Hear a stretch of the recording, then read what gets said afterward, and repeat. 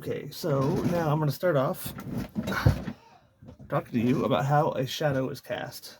I'm going to start with 2-point perspective. I'm going to talk to you in terms of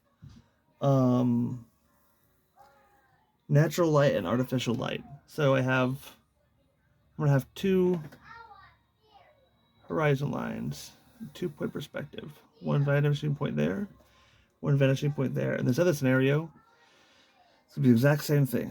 Vanishing point here, vanishing point here. In this one, I'm going to have natural light. In natural light, all light comes down at the same direction, no matter where on the page you're at. Wherever you go, the light always comes this way. That's because it comes from a natural light source like the sun or the moon. The only natural light sources on planet Earth are the sun and the moon.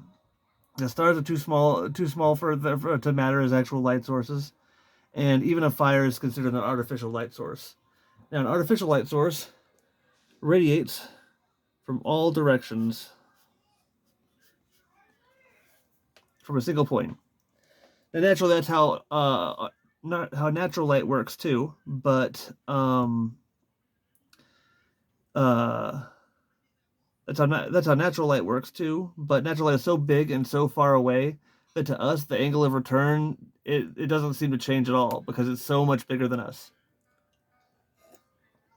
Now, I'm going to show you why this matters.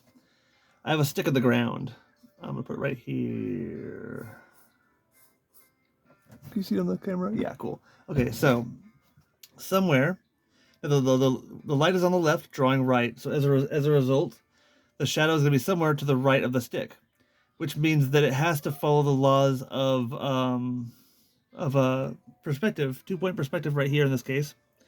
So the shadow will be along this line somewhere, from the left vanishing point through the base of the stick. Somewhere on this line is our shadow. Theoretically, the line goes on forever, so we need to figure out where on this line does that shadow stop. And this is how you do it. This is the line. This is the angle by which the sun's coming. Put a stick in the ground at the beach. Where that line at the same angle as the sun intersects the line from the vanishing point. That's your shadow. And it's very accurate. That's how you cast a shadow in natural light. Now we're going to put the same stick in there. For artificial light. I'm going to put a couple of sticks in there so I can show you how artificial light works. Just a couple sticks.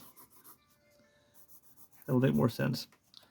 So the light source is on the right, so the shadow would be on the left, which means the shadow has to follow this vanishing point. I'm gonna put the stick lower on the ground too. So somewhere on this line here is where the shadow of the stick is going to be. So in order to figure out where the shadow ends, keep a line going from the center of the light source. Ooh, it's all the way to the end. In that case, that's a pretty accurate shadow for that lighting scenario. But now the light source is a little bit to the left of it still, so it'll still be the same one, but it's also almost directly underneath it. So from here to the top to there, that is also an accurate shadow under this lighting scenario. Now this one puts the light on the left, so we use the one from the right. Let's come through the top. So basically, we're looking at a light that's very close and hovering over the 3 toothpicks I have stuck on the ground here. These are all 3 very, very accurate shadows. Now, say you don't really want just a shadow of a stick all the time. You want to be able to do shapes. Well, I'm going to put another stick on the ground over here and show you how to do that with natural light. So, from here, from the bottom to there. The same light, the same line, down to there, that's where the shadow there ends. Now, if you take 2 lines and connect them, you have a plane. If you take the 2 tips of the shadows and connect them,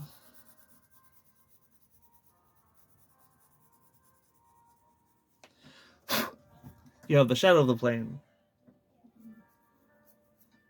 Now, let's say, sorry, I'm gonna use that same angle, but I'm putting another little thing right here. Say you want to do a different shape, right?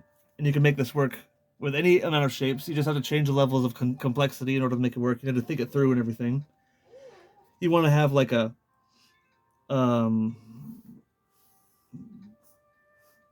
more interesting shape. Cast a shadow. I'm using that same arrow there, right? So here's what you do. Pretend that these two ends here are sticks in the ground, just like before. Use the same method to find where the edges of your shadow are going to be.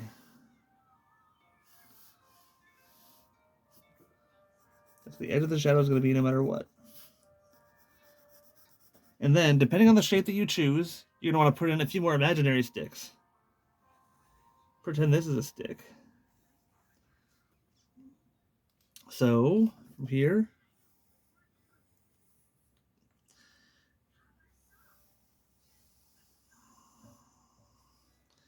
so, you know, the shadow of this theoretical stick here will be this right here. If you connect these two here, that makes that. Now, what I would do in this case, I would just make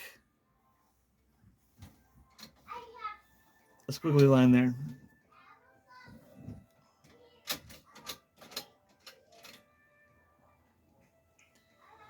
But if you wanted to be more accurate with it, more exacting with it, you could make a series of sticks to make it more and more close to exact accuracy that you'd want to go for. But if I wanted the exact accuracy, I wouldn't be drawing, I'd be taking a photo. So here's that.